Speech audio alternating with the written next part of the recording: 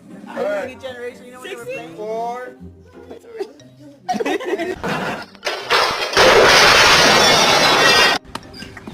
Hi! Hi! Good morning!